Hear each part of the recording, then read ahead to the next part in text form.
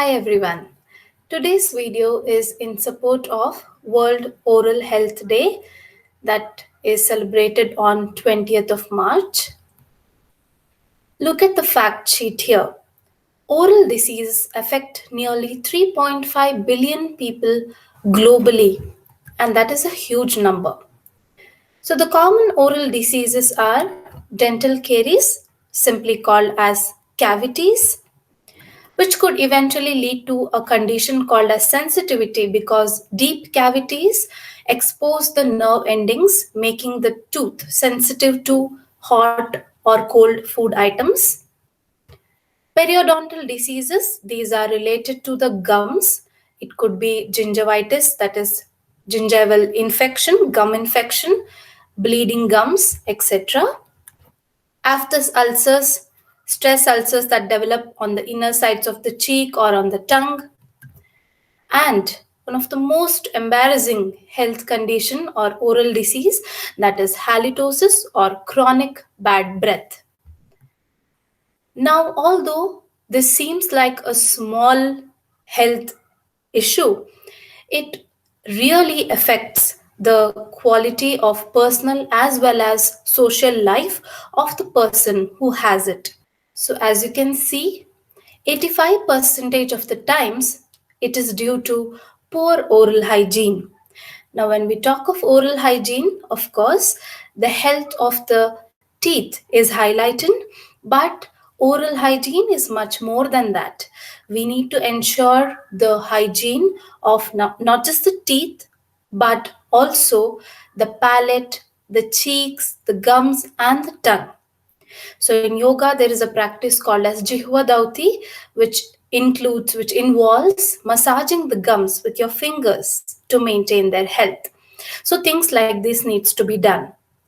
Bad breath could also be due to periodontitis and due to various habits like smoking, alcohol drinking, and different other foodstuffs that give rise to bad breath. Now, whatever is the reason, there is one thing that is seen commonly in the people who suffer from halitosis is high level of activity of the microbes, that is especially the gram-negative anaerobic bacteria, meaning they don't require oxygen to thrive. Now, what they do is they act on the substances that are in the mouth. So, why we are talking of poor oral hygiene is because if the oral hygiene is not maintained, then it is giving a chance to these bacteria to live happily. So, these bacteria they act upon the substances that are left back in the mouth, mainly the proteins. We call that process as proteolytic degradation, and then that eventually leads to production of volatile sulfur compounds. One of the major compound that they produce is hydrogen sulfide, which is extremely stinky in nature. So what can we do for this? What I'm going to talk in this video is about the use of essential oils to tackle bad breath. Now, the antibacterial activity of the essential oils is attributed to the capacity that they have to destroy the cell membrane of the bacteria. Now, what happens when the cell membrane is destroyed is the internal cellular structures they become very susceptible and eventually they give way and it leads to the overall cell damage. That is how most of the essential oils work.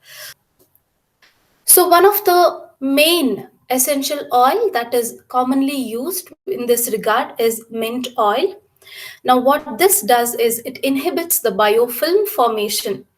Biofilm formation is nothing but these bacteria, they adhere to each other and they adhere to the underlying structure, creating a film like thing on the surface that they are on.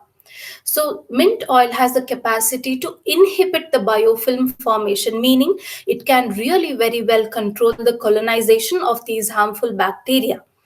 And it also has the capacity to increase salivation. Another cause of bad breath is dry mouth.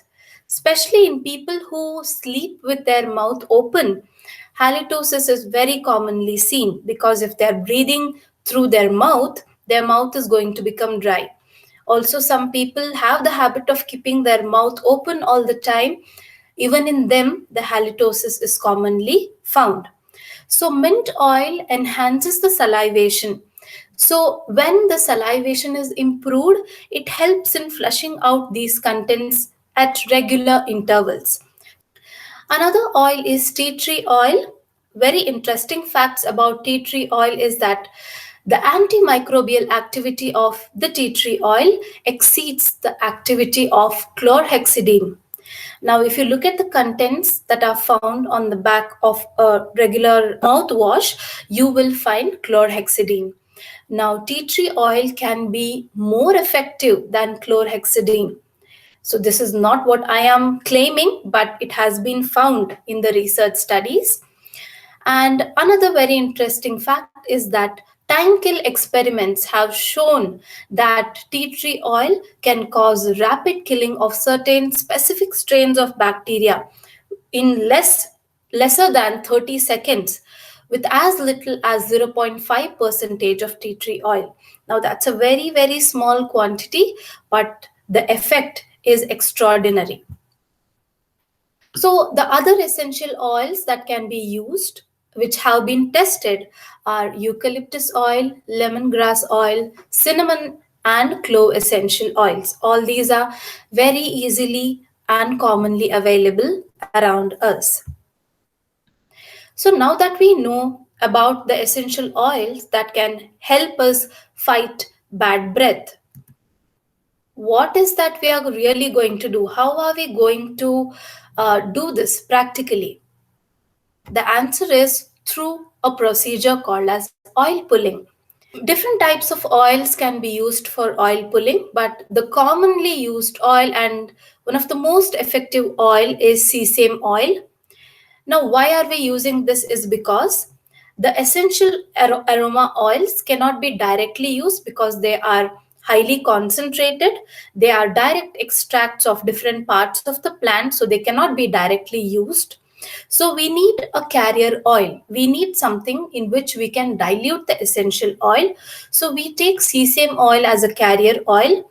About 2 tablespoons of sesame oil, that roughly estimates to about 30 ml. To that, you can add 2 to 3 drops of any of the essential oil which I have mentioned. And then, for a duration of about 10 to 15 minutes, the oil has to be squished in the mouth. You have to keep moving the oil around in between your teeth, between the cheeks, tongue. That procedure has to be done for about 10 to 15 minutes. And you must do it early in the morning and, of course, in empty stomach.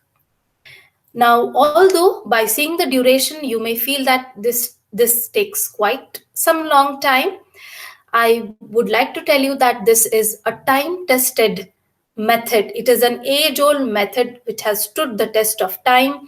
It has been mentioned in a lot of authentic textbooks. It has been mentioned in Ayurveda as well. So this is a natural remedy that we can adopt for not just bad breath but for overall oral hygiene. So this can be done on a regular basis in people who have bad breath issue. So what action are you going to take on this World Oral Health Day? Although our mouth constitutes a very small part of our body, it is the gateway to a lot of other parts of our body. It is definitely the gateway to our digestive tract. So please do not neglect your oral health. Do take care of it. And thanks for watching.